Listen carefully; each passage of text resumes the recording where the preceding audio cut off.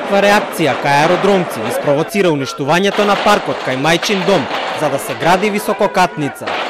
Жителите бараат да запрат градежните активности, а градоначалникот да поднесе оставка бидејќи им ветил дека таму нема да се гради. 2 часа го блокираа булеварот Јане Сандански и гласно му порачаа: што да не направат кинески зид овде? Ветерот од водно ќе ни го затворат. И однака е најзагадена населба. Мислам, тоа ме љути што додека се опозиција едно зборат, кога ќе дојдат на власт забораваат.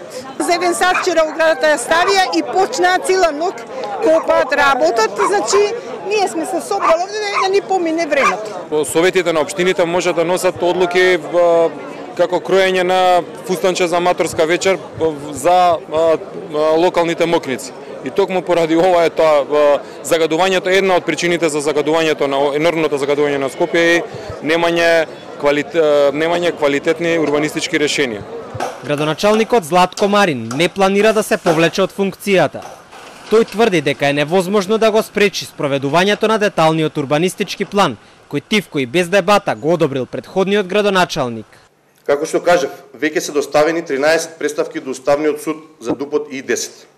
Општина Аеродром ги достави сите потребни документи до судот, кој до ден денес нема донесено никаква одлука. Уставниот суд ниту го стави во мирување, ниту го поништи ДУП И-10. Заштитната ограда околу градежното земјиште е поставена доцна навечер, кога нема многу раздвиженост во населбата. Ова уште толку го зголеми револтот кај граѓаните. Неколку видеоснимки кои осамнаа на социјалните мрежи од багери кои пристигнуваат и ја уништуваат тревата и дрвјата на просторот пред Мајчин дом силно одекна во јавноста. Реагираше и партијата Дом. Од таму сметаат дека има решение. Градоначалникот треба да направи ревизија на деталните урбанистички планови.